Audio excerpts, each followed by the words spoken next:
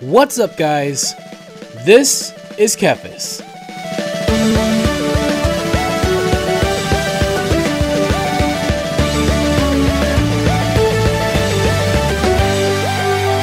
In this video, I am going to showcase some new macros that I have created for World of Warcraft using a mod called Gnome Sequencer Enhanced. This mod allows you to create extremely powerful macros that can perform most, if not all, of your rotation with a single button. This can be extremely useful for individuals like myself who has a disability, or for people who just want to be lazy. So keep in mind that these macros are created primarily for those who are playing the game at a more casual level, but feel free to use them and alter them as you see fit. If you have further questions about the mod or my macros, I recommend checking out my FAQ video, and if you'd like to learn more about how to play the class in question, you might want to check out my crash course. It can help get you started, and I will provide links to all of these things in the description below.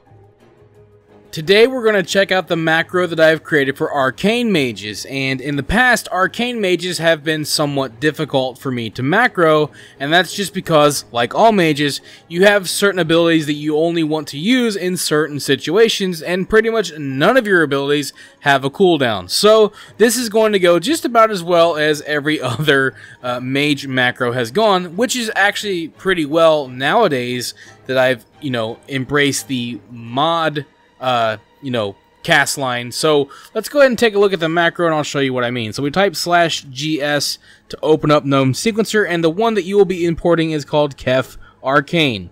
So it's an arcane macro for single target and AoE, and so we go ahead and we will look at it here, and you can see that right off the bat, under key press, if you hold down shift, the macro will use Arcane Barrage.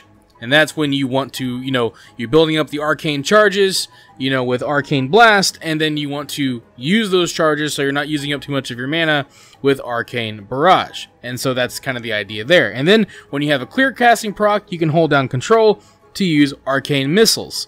Under the right side where it says pre-macro with an inner loop of 1, you can see the first thing is Heart Essence, and here the macro will be using whatever your Heart of Azeroth essence is. So if you've chosen Concentrated Flame, the macro is going to be using that one. If you choose something else, the macro will adjust accordingly to whatever essence you are using for your Heart of Azeroth essence, and it's pretty straightforward. No need to come in and change it anymore. The macro will recognize whatever your current essence is, which is pretty handy. And then of course it will sequence down to use Prismatic Barrier next. So it'll keep that up on you at all times, which is really useful, especially when you're doing solo play. Keeping that up is very handy. Of course, if you don't want the macro to be keeping that up at all times, you are free to remove it from the macro. So just keep that in mind. You are free to customize these as you see fit. Now, under the main sequence, the macro is actually incredibly straightforward, especially if you don't choose any talents that are abilities. If you choose Supernova or Arcane Orb, the macro will of course use those on cooldown. Be careful with Arcane Orb because it will just send it out in front of you whenever you're spamming the macro. Make sure that you're not sending it out in situations where you wouldn't want to, get too much aggro on too many mobs. Keep that in mind. And then, of course, if you hold down Alt, the macro will use Arcane Explosion. So make sure that you're in range before you start holding down Alt. And then if you don't hold down anything, the macro will use Arcane Blast, which is your main ability. I should note that you're obviously going to have to use Evocation on a separate button. I felt like that was probably the right way to go because that is something that you're going to need to be using to keep your mana topped off when you're trying to go through a burn phase. So I felt like it was best obviously to use that one on the separate button. Now, of course, under key release, it's going to be using Arcane Power on cooldown. Now, a lot of times it's essential to, use Arcane Power when you're ready to go through a burn phase. That's pretty much the case. You don't just want to use it willy-nilly. So you might want to have more control over Arcane Power. If you do, make sure that you remove Arcane Power from the macro, and you can manage it on a separate button when you're ready to go, when you have enough mana and you're ready to start going through a burn phase again. So keep that in mind. Now, under post macro, I've probably never put this many abilities under post macro before, but it does seem to work out pretty well, and that's mainly because most of these are talents, and they are talents with relatively long cooldown. I didn't want to boggle down the main sequence line and keep you from, being able to use Arcane Blast too much. So, if I put too many abilities in there, it could be a little bit more tough for the macro to get through the sequence. So First things first, the macro is going to be using Presence of Mind on cooldown, and again, this is kind of the case for all of these abilities because they're all cooldown related. Presence of Mind, and then if you choose Mirror Image, Rune of Power, or Charged Up, the macro is going to be using all of them on cooldown. So if you want to have more control over those abilities, just keep in mind that you might want to remove them from the macro and manage them on a separate button. But otherwise, the macro is incredibly straightforward. With the use of modifiers, you can fulfill your entire rotation with one button. Continue spamming that button, hit a modifier when you want to use a different ability, and it's not technically an all-in-one macro, but it does work pretty well with the use of modifiers. I feel like it's easier to keep spamming one button and then hit a modifier than it is to just switch to a different button entirely. So I've kind of embraced that whole thing, and it does seem to work out pretty well. Now, as for talents, there really isn't too much to go over, but there is one talent that we do need to talk about. We'll take a quick look. Most of them are passives. Of course, Arcane Familiar is a buff. You keep it up and you reapply it every hour, so that one's pretty straightforward. Then you've got utility tier.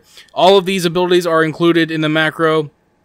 Supernova, we've gone over that. And then, of course, the one ability that we do need to talk about, though, is this one, Nether Tempest. Now, this is kind of like a dot, but it doesn't have a cooldown. So, the only way that it would be practical to put it in the macro is if I use the modifier, and of course we are using all the modifiers, so if you happen to choose Nether Tempest as a talent, you're going to need to be using it on a separate button, so keep that in mind. Otherwise, everything is passive and it's all pretty straightforward. And that's basically everything you need to know about these macros and how they work. Remember, these macros work best when they are spammed, so either press the button as fast as you can or use a rapid fire button, which is fair game as long as you're the one pressing the button.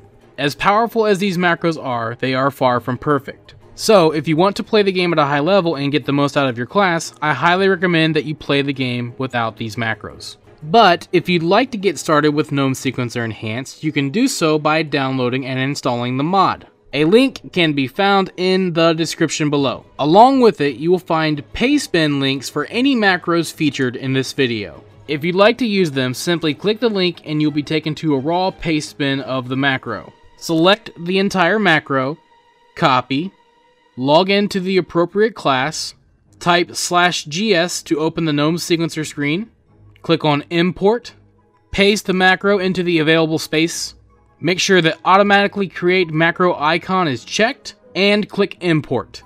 You can now drag the icon to your action bar and the macro is ready to be used. If you followed all the steps correctly, the macro should be working fine. If something isn't working, start over and make sure that you follow all the steps correctly. If you are having further issues, I recommend that you check out the mod page or contact the mod's author for more information. Thank you for watching this video. If you enjoyed it, let me know by clicking that like button. And feel free to share it with your friends so they can enjoy it as well. Don't forget, you can subscribe to the channel and click on the bell icon to be notified as soon as new videos are posted. You can also follow me on Facebook and Twitter, and if you'd like, you can support this channel on Patreon. Links to all of this can be found in the description below. This is TheKephas. Until next time.